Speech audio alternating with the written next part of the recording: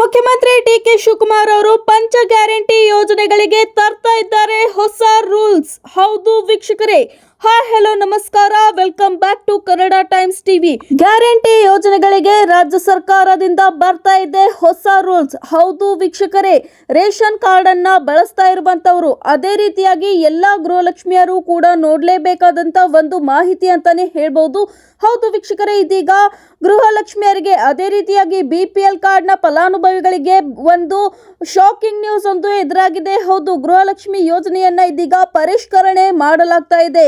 ಸೌಲಭ್ಯವನ್ನ ಪಡೆಯಲು ಯಾವೆಲ್ಲ ಹೊಸ ಮಾನದಂಡಗಳನ್ನ ನೀವು ಪಾಲಿಸಬೇಕು, ಎಲ್ಲ ಒಂದು ಮಾಹಿತಿಯನ್ನ ಈ ಒಂದು ಶಾರ್ಟ್ ವಿಡಿಯೋದಲ್ಲಿ ನೋಡ್ತಾ ಹೋಗೋಣ. ಹೌದು ವೀಕ್ಷಕರೇ, ಹಾಗಾಗಿ ನೀವು ಕೂಡಲೇ ಚಾನೆಲ್ಗೆ ಸಬ್ಸ್ಕ್ರೈಬ್ ಮಾಡ್ಕೊಳ್ಳಿ. ಅದೇ ರೀತಿಯಾಗಿ ಪಕ್ಕದಲ್ಲಿ ಕಾಣ್ತಾ ಇರುವಂತಹ ಒಂದು ಬೆಲ್ ಐಕನ್ ನ ಕ್ಲಿಕ್ ಮಾಡ್ತಾ ಆಲ್ ಎನ್ನುವಂತ ಒಂದು ಬಟನ್ ನ ಪ್ರೆಸ್ ಮಾಡಿ. ಕೇವಲ ಗೃಹಲಕ್ಷ್ಮಿಯರಿಗೆ ಮಾತ್ರ ಅಲ್ಲದೇನೆ ಗೃಹ ಜ್ಯೋತಿಯ ಫಲಾನುಭವಿಗಳಿಗೂ ಇದೀಗ ಶಾಕಿಂಗ್ ನ್ಯೂಸ್ ಎದುರಾಗಿದೆ. ಹೌದು, ಹಾಗಾದ್ರೆ ಏನೆಲ್ಲ ಒಂದು ಬದಲಾವಣೆಯನ್ನ ಮಾಡಲಾಗಿದೆ ಎಲ್ಲವನ್ನ ಇದೀಗ ಈ ಒಂದು ವಿಡಿಯೋದಲ್ಲಿ ನೋಡ್ತಾ ಹೋಗೋಣ. ಬನ್ನಿ ವೀಕ್ಷಕರೇ, ಅದೇ ರೀತಿಯಾಗಿ ಗೃಹಲಕ್ಷ್ಮಿಯರು ತಪ್ಪದೇ ವಿಡಿಯೋಗೆ ಲೈಕ್ ಮಾಡ್ತಾ ನಿಮಗೆ 31ನೇ ಕಂತಿನ ಹಣ ಜಮೆಯಾಗಿದ್ದರೆ ಎಸ್ ಅಂತ ಕಮೆಂಟ್ ಮಾಡಿ, ಇಲ್ಲವಾದಲ್ಲಿ ನೋ ಅಂತ ಕಮೆಂಟ್ ಮಾಡಿ. ಅದೇ ರೀತಿಯಾಗಿ ವಿಡಿಯೋ ಏನಾದರೂ ಇಷ್ಟವಾಗುತ್ತಿದ್ದಲ್ಲಿ ತಪ್ಪದೇ ಸೂಪರ್ ಅಂತ ಕೂಡ ಕಮೆಂಟ್ ಮಾಡಿ. ಯಾಕೆಂದ್ರೆ ಕರ್ನಾಟಕ ರಾಜ್ಯದ ಮಹತ್ವಾಕಾಂಕ್ಷಿ ಗೃಹಲಕ್ಷ್ಮಿ ಯೋಜನೆಯ ಫಲಾನುಭವಿಗಳ ಪರಿಷ್ಕರಣೆಗೆ ಇದೀಗ ರಾಜ್ಯ ಸರ್ಕಾರ ಮುಂದಾಗಿದೆ. ಇದಕ್ಕೆ ಸಂಬಂಧಿಸಿದಂತೆ ಹೊಸ ಅರ್ಹತಾ ಮಾನದಂಡಗಳನ್ನ ಕೂಡ ಬಹಿರಂಗಗೊಳಿಸಿದೆ ರಾಜ್ಯ ಸರ್ಕಾರ. ಹೌದು ವೀಕ್ಷಕರೇ, ಇನ್ನು ಮುಂದೆ ನಿಮಗೆ ಗೃಹಲಕ್ಷ್ಮಿ ಯೋಜನೆಯ 2,000 ರೂಪಾಯಿ ಪ್ರತಿ ತಿಂಗಳು ನಿಮ್ಮ ಕಂತಿಗೆ ಜಮೆಯಾಗಬೇಕಂದ್ರೆ ನೀವು ಮತ್ತೊಂದು ಸಲ ಅರ್ಜಿಯನ್ನ ಸಲ್ಲಿಸಬೇಕು. ಅದೇ ರೀತಿಯಾಗಿ ಗೃಹ ಜ್ಯೋತಿ ಫಲಾನುಭವಿಗಳು ಕೂಡ ನಿಮಗೆ ಉಚಿತವಾಗಿ ಒಂದು ವಿದ್ಯುತ್ ಅನ್ನ ಪಡೆಯಲು ನೀವು ಕೂಡ ಮರು ಅರ್ಜಿಯನ್ನ ಸಲ್ಲಿಸಬೇಕು ಎನ್ನುವಂತ ಕರೆಯನ್ನ ಇದೀಗ ನೀಡಿದ್ದಾರೆ. ಹೌದು ವೀಕ್ಷಕರೇ, ಹಾಗಾದ್ರೆ ಏನಿ ಮಾಹಿತಿ ಡೀಟೇಲ್ ಆಗಿ ಇದೀಗ ನೋಡ್ತಾ ಹೋಗೋಣ ಬನ್ನಿ. ವಿಧಾನಸೌಧದಲ್ಲಿ ನಿರಂತರ 7 ಗಂಟೆಗಳ ಕಾಲ ನಡೆದ ಸಭೆಯಲ್ಲಿ ಆಡಳಿತಕ್ಕೆ ಹೊಸ ರೂಪ ನೀಡುವ ನಿಟ್ಟಿನಲ್ಲಿ ಶೂನ್ಯ ಭ್ರಷ್ಟಾಚಾರ ಪ್ರತಿಜ್ಞೆಯೊಂದಿಗೆ ಆಡಳಿತ ನಡೆಸಲು ಸೂಚನೆಯನ್ನ ನೀಡಿರುವಂತ ನೂತನ ಮುಖ್ಯಮಂತ್ರಿಯಾದ ಡಿ.ಕೆ. ಶಿವಕುಮಾರ್ ಅವರು ಗ್ಯಾರಂಟಿ ಯೋಜನೆಗಳ ಲಾಭವನ್ನ ಅನರ್ಹರಿಗೆ ತಲುಪದಂತೆ ತಡೆಗಟ್ಟುವ ಬೆನ್ನಲೆಯಲ್ಲಿ ಇದೀಗ ಹೊಸ ಕಾರ್ಯಾಚರಣೆಯನ್ನ ಪ್ರಾರಂಭಿಸಿದ್ದಾರೆ. ಹೌದು, ಸಭೆಯ ಬಳಿಕ ಸುದ್ದಿಗೋಷ್ಠಿಯಲ್ಲಿ ಮಾತನಾಡಿರುವಂತಹ ನೂತನ ಮುಖ್ಯಮಂತ್ರಿಗಳಾದ ಡಿ.ಕೆ.ಶಿ ಅವರು ಸುಮಾರು 100 ಕೋಟಿ ರೂಪಾಯಿಗೂ ಮೇಲ್ಪಟ್ಟ ಹಣ ಮೃತಪಟ್ಟ ಫಲಾನುಭವಿಗಳ ಖಾತೆಗೆ ಜಮೆಯಾಗ್ತಾ ಇದೆ ಅಂತೆ.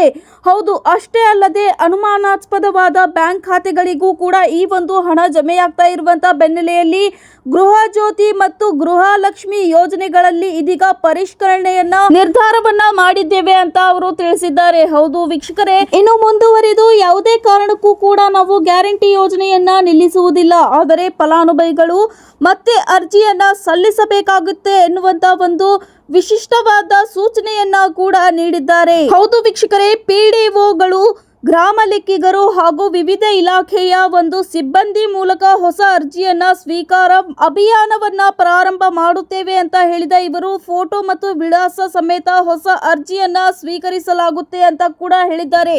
ಹೌದು, ಈ ಮೂಲಕ ಯೋಜನೆ ಹಣವನ್ನ ಪೋಲಾಗುವುದನ್ನ ತಪ್ಪಿಸುವುದಕ್ಕೆ ಈ ಒಂದು ಪ್ರಯತ್ನವನ್ನ ಮಾಡಲಾಗ್ತಾ ಇದೆ ಅಂತ ಕೂಡ ಇವರು ತಿಳಿಸಿದ್ದಾರೆ. ಇನ್ನು ಗೃಹಲಕ್ಷ್ಮಿಯ ಜೊತೆಗೆ ಗೃಹ ಜ್ಯೋತಿಗೂ ಕೂಡ ಹೊಸ ಅರ್ಜಿಯನ್ನ ಸಲ್ಲಿಸಬೇಕಾಗುತ್ತದೆ.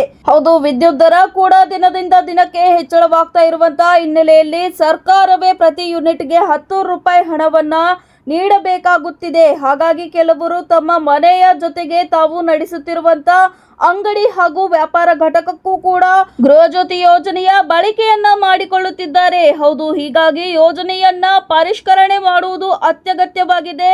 ಹಾಗಾಗಿ ಜಿಲ್ಲಾಧಿಕಾರಿಗಳು, ನಾನಾ ಇಲಾಖೆಗಳು ಹಾಗೇನೆ ಗ್ಯಾರಂಟಿ ಯೋಜನೆಯ ಸಮಿತಿಯ ಸಹಯೋಗದಿಂದ ಅರ್ಜಿಯನ್ನ ಸ್ವೀಕಾರ ಮಾಡುವಂತ ಕೆಲಸವನ್ನ ಅಭಿಯಾನದ ರೀತಿಯಲ್ಲಿ ಪ್ರಾರಂಭಿಸಬೇಕು ಎನ್ನುವಂತ ಸೂಚನೆಯನ್ನ ಕೂಡ ನೀಡಿದ್ದಾರೆ. ಹೌದು ವೀಕ್ಷಕರೇ, ನಮ್ಮ ಗ್ಯಾರಂಟಿ ಯೋಜನೆಗಳು ಈಗ ಬಿಜೆಪಿಯವರೇ ಅನುಸರಣೆಯನ್ನ ಮಾಡುತ್ತಿದ್ದಾರೆ. ಹಾಗೇನೆ ಬೇರೆ ಬೇರೆ ರಾಜ್ಯಗಳಲ್ಲಿ ಘೋಷಣೆಯನ್ನ ಕೂಡ ಮಾಡಿದ್ದಾರೆ ಗ್ಯಾರಂಟಿ ಯೋಜನೆಯನ್ನ. ಹೌದು, ಹಾಗಾಗಿ ಯಾವುದೇ ಕಾರಣಕ್ಕೂ ಕೂಡ ಗ್ಯಾರಂಟಿ ಯೋಜನೆಗಳನ್ನ ಸ್ಥಗಿತಗೊಳಿಸುವ ಪ್ರಶ್ನೆಯೇ ಇಲ್ಲ ಎನ್ನುವಂತ ಭರವಸೆಯನ್ನ ಕೂಡ ಇವರು ನೀಡಿದ್ದಾರೆ. ಹಾಗಾದ್ರೆ ಮುಂದೇನು ಮಾಡಬೇಕು ಎನ್ನುವಂತ ಪ್ರಶ್ನೆಗೆ ಉತ್ತರವನ್ನ ನೋಡೋದಾದ್ರೆ, ಮೊದಲನೆಯದಾಗಿ ಫಲಾನುಭವಿಗಳು ಯೋಜನೆಯ ಲಾಭವನ್ನ ಪಡೆಯಲು ಹೊಸದಾಗಿ ಅರ್ಜಿಯನ್ನ ಸಲ್ಲಿಸಬೇಕು. ಹೌದು, ಎರಡನೇದಾಗಿ ಪಿಡಿಒ, ಗ್ರಾಮ ಲೆಕ್ಕಿಗರು, ವಿವಿಧ ಇಲಾಖೆಯ ಸಿಬ್ಬಂದಿಗಳ ಮೂಲಕ ಹೊಸ ಅರ್ಜಿಯನ್ನ ಹಾಕಬೇಕು. ಮೂರನೆಯದಾಗಿ ಫೋಟೋ ವಿಳಾಸ ಸಮೇತ ಹೊಸ ಅರ್ಜಿಗಳನ್ನ ಫಲಾನುಭವಿಗಳು ನೀಡಲೇಬೇಕು. ನಾಲ್ಕನೆಯದಾಗಿ ನೋಡೋದಾದ್ರೆ ಜಿಲ್ಲಾಧಿಕಾರಿಗಳು, ನಾನಾ ಇಲಾಖೆಗಳು, ಗ್ಯಾರಂಟಿ ಸಮಿತಿಗಳ ಸಹಕಾರ. ಐದನೇದು ಲಂಚದ ವಿರುದ್ಧ ದೂರು ನೀಡಲು ಫೋನ್ ನಂಬರ್ ಅನ್ನ ಕೂಡ ನೀಡುವುದರ ಮೂಲಕ 5 ಪ್ರಮುಖ ಘೋಷಣೆಗಳನ್ನ ಮಾಡಿದ್ದಾರೆ. ಇನ್ನು ಗೃಹಲಕ್ಷ್ಮಿಯರಿಗೆ ಮತ್ತೊಂದು ದೊಡ್ಡ ಶಾಕ್ ಒಂದು ಕಾದಿದೆ. ಹೌದು, ಎಲ್ಲ ಗೃಹಲಕ್ಷ್ಮಿಯರಿಗೂ ಹೊಸ ಗುರುತಿನ ಚೀಟಿಯ ವ್ಯವಸ್ಥೆಯನ್ನ ಕೂಡ ಮಾಡುವಂತ ಒಂದು ನಿರ್ಧಾರವನ್ನ ಇದೀಗ ಸರ್ಕಾರ ಕೈಗೊಳ್ತಾ ಇದೆ. ಹೌದು, ಇನ್ನು ಮತ್ತೊಂದು ಪ್ರಮುಖವಾದ ವಿಷಯವೆಂದರೆ BPL ಕಾರ್ಡ್ನಲ್ಲಿ ಕುಟುಂಬದ ಯಾವ ಒಂದು ಮಹಿಳೆಯ ಹೆಸರು ಯಜಮಾನಿ ಅಂತ ಗುರುತಿಸಲ್ಪಡುತ್ತೋ ಅವರಿಗೆ ಮಾತ್ರ ಗೃಹಲಕ್ಷ್ಮಿ ಯೋಜನೆಯ 2,000 ರೂಪಾಯಿ ಹಣ ನಿಮ್ಮ ಖಾತೆಗೆ ಬರುತ್ತೆ. ಹೌದು ವೀಕ್ಷಕರೇ, ಒಂದು ವೇಳೆ ಮನೆ ಯಜಮಾನಿ ಅಂತ ಗುರುತಿಸಲ್ಪಟ್ಟ ಮಹಿಳೆ ಮೃತಪಟ್ಟಿದ್ರೆ ನೀವು ಮತ್ತೊಂದು BPL ಕಾರ್ಡ್ ಅನ್ನ, ಹೊಸ BPL ಕಾರ್ಡ್ಗೆ ಅರ್ಜಿಯನ್ನ ನೀಡಬೇಕಾಗುತ್ತೆ. ಇನ್ನು ನಕಲಿ ಫಲಾನುಭವಿಗಳಿಗೆ ಶಾಕ್ ನೀಡಲು ಇದೀಗ ರಾಜ್ಯ ಸರ್ಕಾರ ಮತ್ತೊಂದು ಸಿದ್ಧತೆಯನ್ನ ನಡೆಸಿದೆ. ಹೌದು ವೀಕ್ಷಕರೇ, ಅರ್ಹರಿಂದ ಮರು ಅರ್ಜಿಯನ್ನ ಅಥವಾ ಮಾಹಿತಿ ಪರಿಷ್ಕರಣೆ ಪಡೆದು ಪ್ರತ್ಯೇಕವಾದ ಯೋಜನೆಯ ID ಕಾರ್ಡ್ಗಳನ್ನ ವಿತರಿಸಲು ಇದೀಗ ಯೋಜನೆಯನ್ನ ನಡೆಸಿದೆ. ಹೌದು, ಇದರಿಂದಾಗಿ ಕೇವಲ ನೈಜ ಮತ್ತು ಆರ್ಥಿಕವಾಗಿ ಹಿಂದುಳಿದ ಕುಟುಂಬಗಳಿಗೆ ಮಾತ್ರ ಸರ್ಕಾರದಿಂದ ಆರ್ಥಿಕ ನೆರವು ತಲುಪಲಿದೆ ಎಂದು ಪ್ರಕಟಿಸಲಾಗಿದೆ. ಹೌದು ವೀಕ್ಷಕರೇ, ಸರ್ಕಾರದಿಂದ ಈ ಎಲ್ಲ ಬಿಗಿಯಾದ ಕ್ರಮಗಳನ್ನ ಕೈಗೊಳ್ಳಲು ಕೇವಲ ಒಂದೇ ಕಾರಣ, ಅರ್ಹರಿಗೆ ಮಾತ್ರ ಈ ಒಂದು ಯೋಜನೆಯ ಫಲ ಸಿಗಬೇಕು ಎನ್ನುವುದು.